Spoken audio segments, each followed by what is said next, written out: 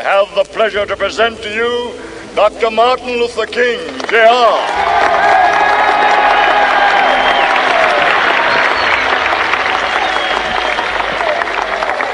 I am happy to join with you today in what will go down in history as the greatest demonstration for freedom in the history of our nation.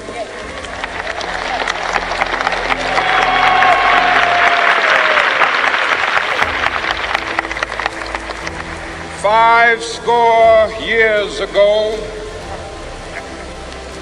a great American in whose symbolic shadow we stand today signed the Emancipation Proclamation.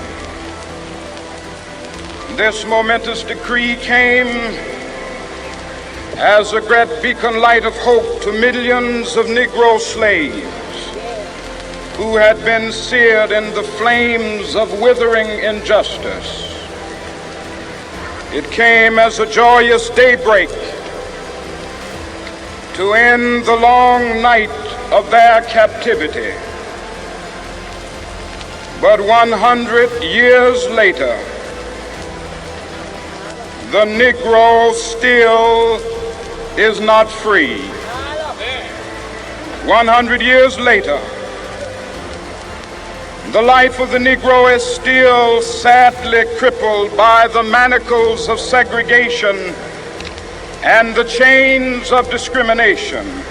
100 years later, the Negro lives on a lonely island of poverty in the midst of a vast ocean of material prosperity. 100 years later, the Negro is still languished in the corners of American society and finds himself in exile in his own land. And so we've come here today to dramatize a shameful condition. In a sense, we've come to our nation's capital to cash a check.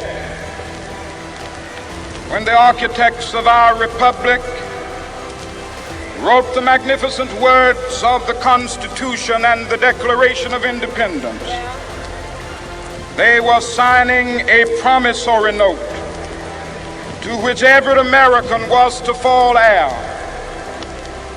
This note was a promise that all men, yes, black men as well as white men, would be guaranteed the unalienable rights of life, liberty, and the pursuit of happiness. It is obvious today that America has defaulted on this promissory note insofar as her citizens of color are concerned. Instead of honoring this sacred obligation, America has given the Negro people a bad check, a check which has come back marked insufficient funds.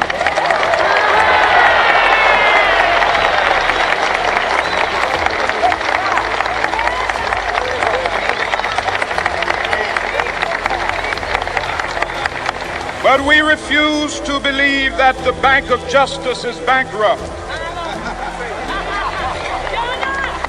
We refuse to believe that there are insufficient funds in the great vaults of opportunity of this nation.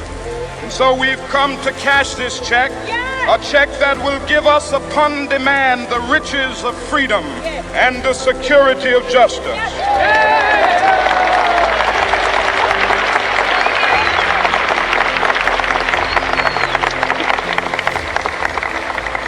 We have also come to this hallowed spot to remind America of the fierce urgency of now.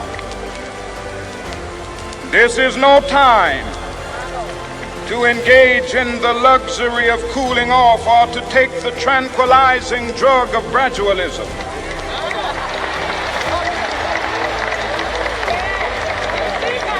Now is the time to make real the promises of democracy.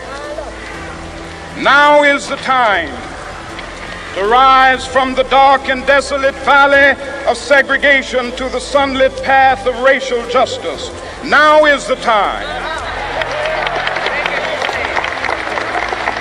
to lift our nation from the quicksands of racial injustice to the solid rock of brotherhood. Now is the time to make justice a reality for all of God's children. It would be fatal for the nation to overlook the urgency of the moment. This sweltering summit of the Negro's legitimate discontent will not pass until that is an invigorating autumn of freedom and equality.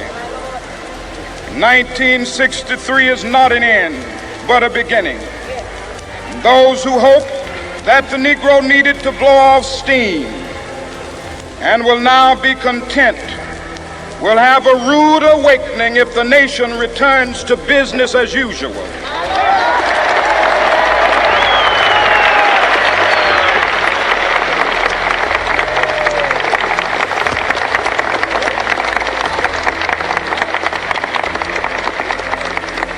There will be neither rest nor tranquility in America until the Negro is granted his citizenship rights. The whirlwinds of revolt will continue to shake the foundations of our nation until the bright day of justice emerges. But that is something that I must say to my people who stand on the warm threshold which leads into the palace of justice. In the process of gaining our rightful place, we must not be guilty of wrongful deeds. Let us not seek to satisfy our thirst for freedom by drinking from the cup of bitterness and hatred.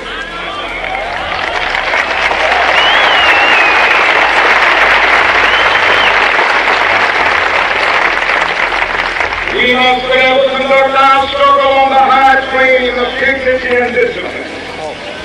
We must not allow our creative protests to degenerate into physical violence. Again and again, we must rise to the majestic heights of meeting physical force with soul force. The marvelous new militancy which has engulfed the Negro community must not lead us to a distrust of all white people. For many of our white brothers, as evidenced by their presence here today, have come to realize that their destiny is not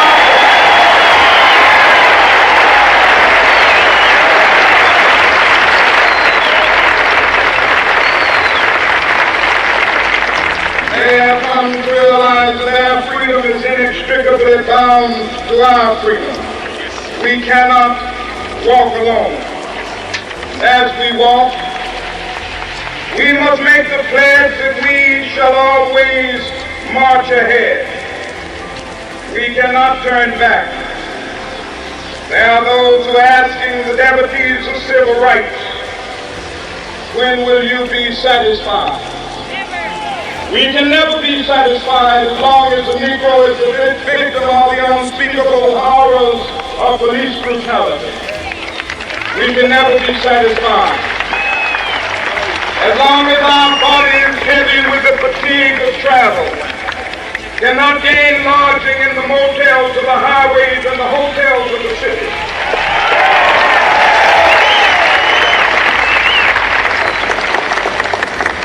We cannot be satisfied as long as a Negro in Mississippi cannot vote and a Negro in New York believes he has nothing for which to vote.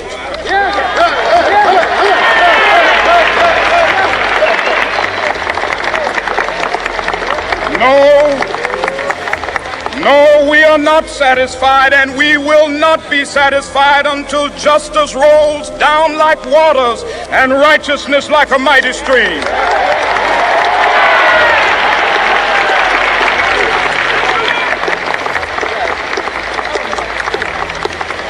I am not unmindful that some of you have come here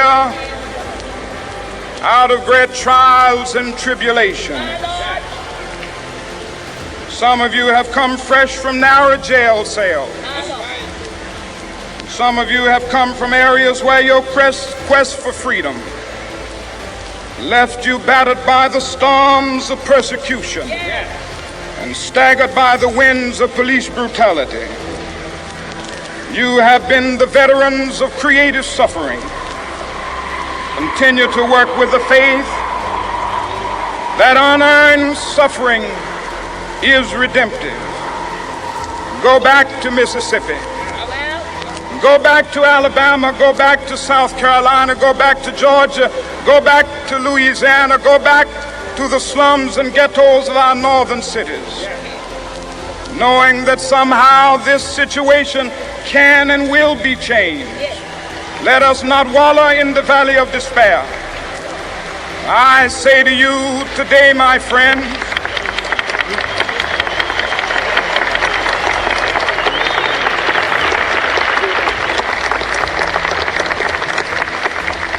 so even though we face the difficulties of today and tomorrow, I still have a dream. It is a dream deeply rooted in the American dream. I have a dream that one day this nation will rise up and live out the true meaning of its creed. We hold these truths to be self-evident, that all men are created equal.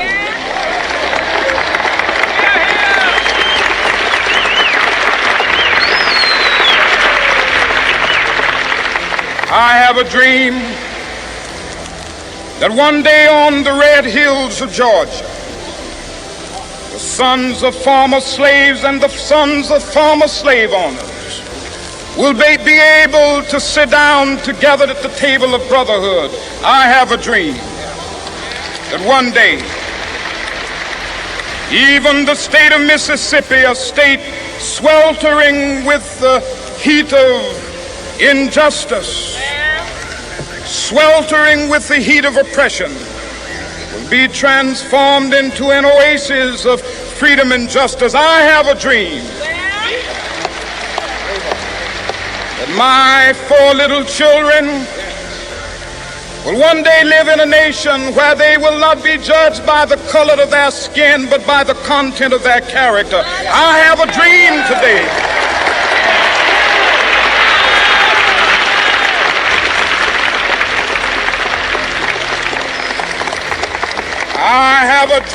that one day down in Alabama, with its vicious racists, with its governor having his lips dripping with the words of interposition and nullification, one day right there in Alabama, little black boys and black girls will be able to join hands with little white boys and white girls as sisters and brothers. I have a dream today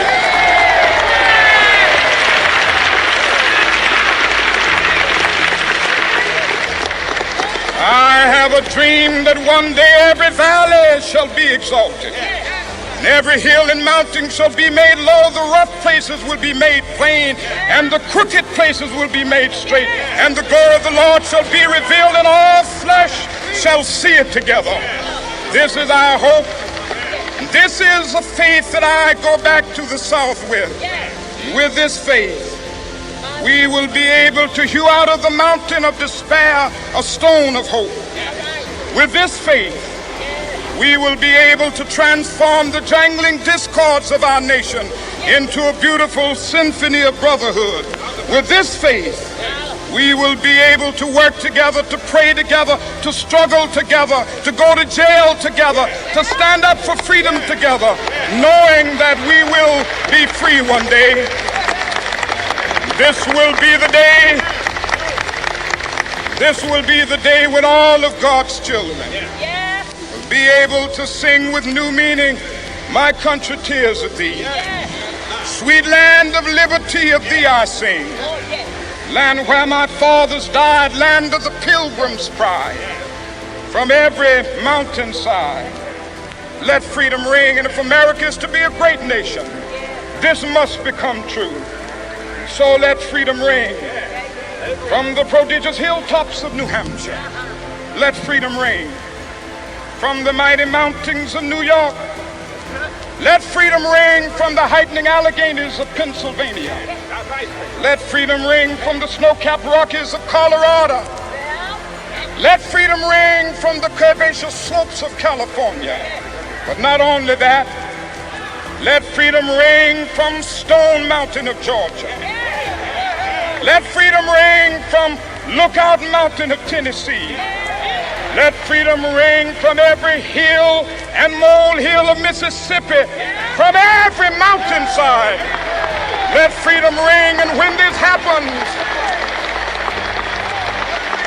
when we allow freedom ring, when we let it ring from every village and every hamlet, from every state and every city, we will be able to speed up that day when all of God's children, black men and white men, Jews and Gentiles, Protestants and Catholics, will be able to join hands and sing in the words of the old Negro spiritual, free at last, free at last. Thank God Almighty, we are